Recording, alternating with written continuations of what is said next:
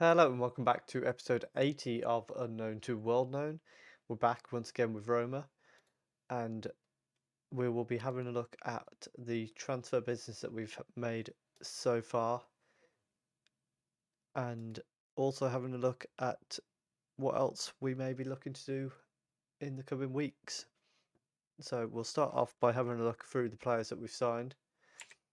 First off, we've got Joseph Francois, who's come in on a free transfer. Lots of free transfers, to be fair. Martin Jankovic coming in. Again, free transfer from Spartak Subotica. He was expected to be better than he actually has turned out to be. We then have Desmond Roberts, another player who maybe not as good as our scout reports indicated, but I think he could come in and do a job. Coming in from Tottenham. Free transfer, it's always fine because even if they don't perform as well as you hope, you can make some money on them. Then we've got Verdan Combs, probably the best of the free transfers. He's come in 2-star at the moment, potential to be 3.5-star as a winger. He can play either side, so lots of flair as well, lots of pace. I think he's probably one of the better signings we've made. And then we have a left back finally coming in, Peter Ver. He's more of a defensive left back, but he's going to be able to come in and do a decent job for us on that in that position when we're a little bit weak there. He's already come in and he's our best left back already.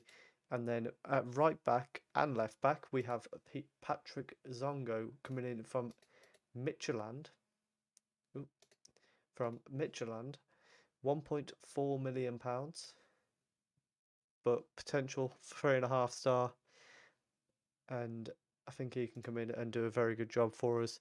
Outgoing, we've sold Lorenzo Festa, Pellegrini, Aparicio, and then the other one for money, Glass Gudens. I believe there was somebody else at the end here. No, there is not. Okay. So that's how our summer's been going so far, World Cup wise. Let's have a quick look at what stage we're at. We're in the quarterfinals. My pick Brazil has just gone out to Ukraine in extra time. So I got that one wrong. England also got out to Italy in the third round. Belgium knocked out by Norway. That's a shock result. But now, the most important reason I've brought you back on the 3rd of July. In the inbox, we have 2 job offers. So we've got Monaco, who have just finished 4th in the Ligue 1 this past season. They finished 19 points off the top of the table, PSG. But then the bigger job, Barcelona. Ronald Koeman has just retired from football, and that is following a second place finish in which they were 4 points off Real Madrid. And I think it's quite obvious where we're going to go here. We are going to be going to the Camp Nou. So they've already agreed they're going to improve the youth facilities and training facilities. They want me to keep promises to my players and keep the director of football in place. That's fine because he is very good at it. And that's where we're going to be heading off to next. We've got 45 million to spend and a £6 million wage budget. And we're going to be on £120,000 a week, which is a lot more than we are here, and a lot more than, double what Monaco were offering us. And I think with Monaco, you're always going to be chasing PSG. With Barcelona, it seems like the most logical step. So let's just see if we can get a little bit more out of them. Not even 5. Yeah, that sounds about right. So, and now we find ourselves Barcelona manager. There we go. FC Barcelona, Spain, here we are. Football Club Barcelona hire Page. So, going to spark plenty of heated debate. Page has left Roma to join Barcelona. Questions will be raised as to why Page made the decision to change jobs. It was Barcelona and Roma. That's why. We will face immediate pressure to bring immediate success to the Camp Nou, given his former employers and previous standing. Felipe Concial was considered the favourite for the job, but in the end they went with me. I rejected the offer from Monaco, and Roma had to pay £1.9 million to get me away from Roma. Barcelona had to pay £1.9 million. There's quite a few people that have left that I looked at their stats, they weren't really good enough. 9 years of experience with the likes of Roma and QPR, lifted the Skybet Championship with QPR in 2028, and will now be afforded the chance to enhance his reputation by bringing success to his new club. So we're being introduced. Media prediction is first. Obviously, very good training and youth facilities. Last season, where they finished second, knocked out in the semi-final of the Super Cup and the third round of the Copa del Rey. They've won no Champions League since the start of the save. They've won 4 league titles. What else have they won in this save? It doesn't look like they've won a lot. 3 Copa del Reys, 5 Super Cups.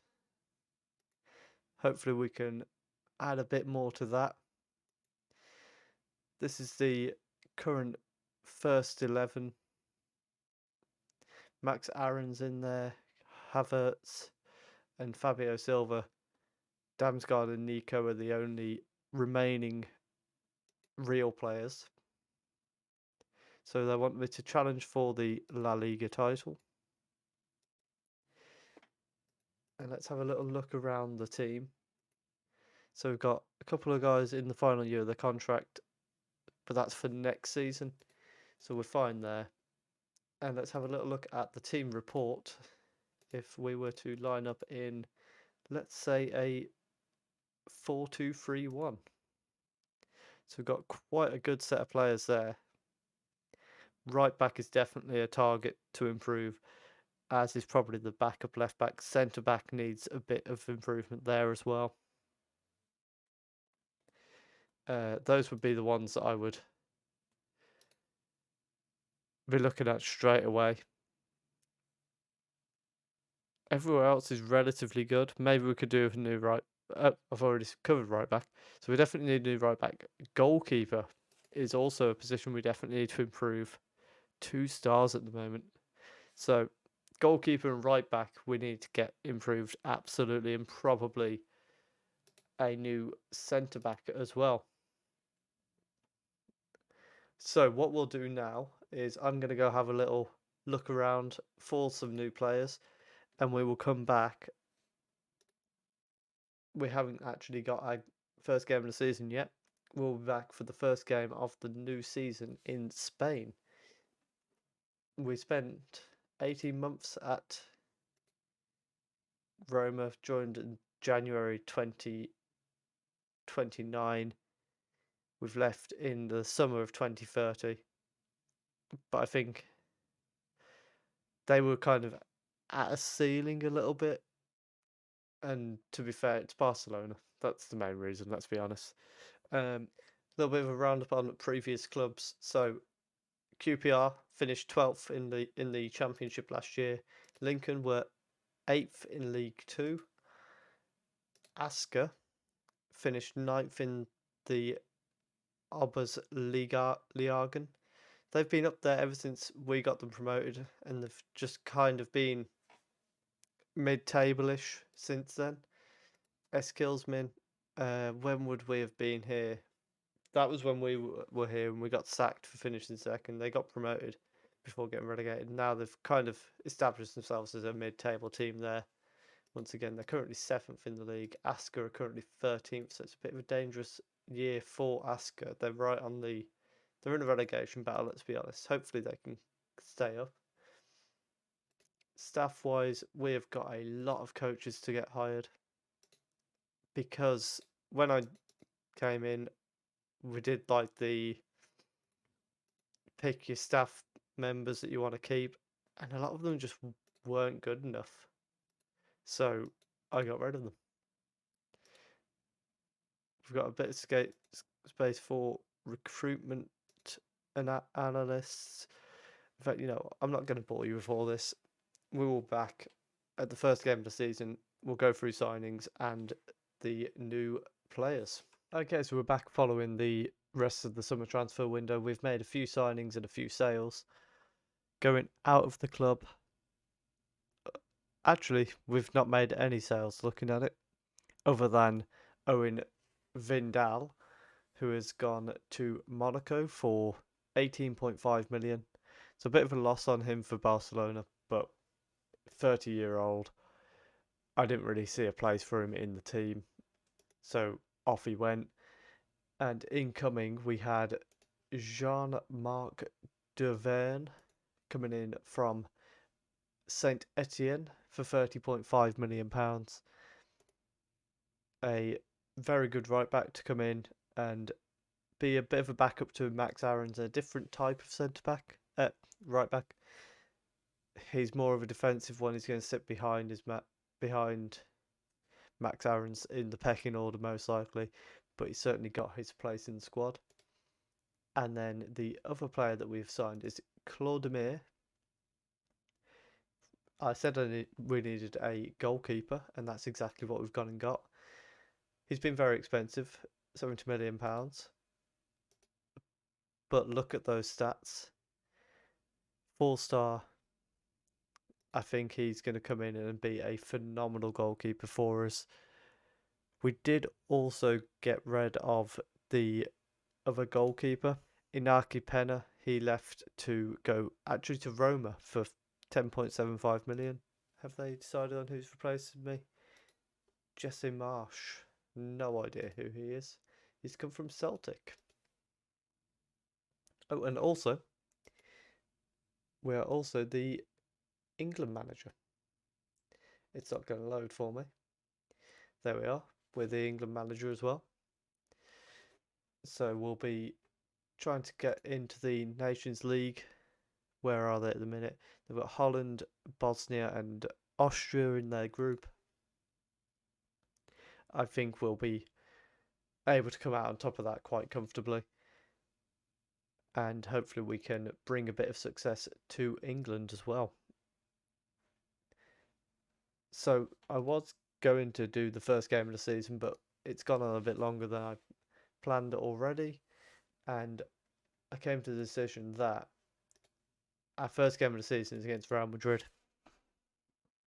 So what we're going to do is we're going to come back tomorrow for the first game, 2 games of the season, Real Madrid and Real Betis. And we're going to see how we can start the season tomorrow. It's going to be a little bit of a rebrand going forward as well. It's going to be episode 1 tomorrow, even though... So it's episode 1 of the new club. So 1, 2, 3, 4, 5. Episode 1, Club 6 of the series tomorrow. Just to try and save myself going insane with episode 80. So technically this is episode 80. We're going to call it episode 1 going forward, just to save the numbers getting too high. But I'll keep track of it still and let you know what episode we're technically on as well. If you have enjoyed that, please do leave a like, comment how you think we're going to get on against Real Madrid tomorrow, and subscribe if you're enjoying the series. Thank you very much for watching.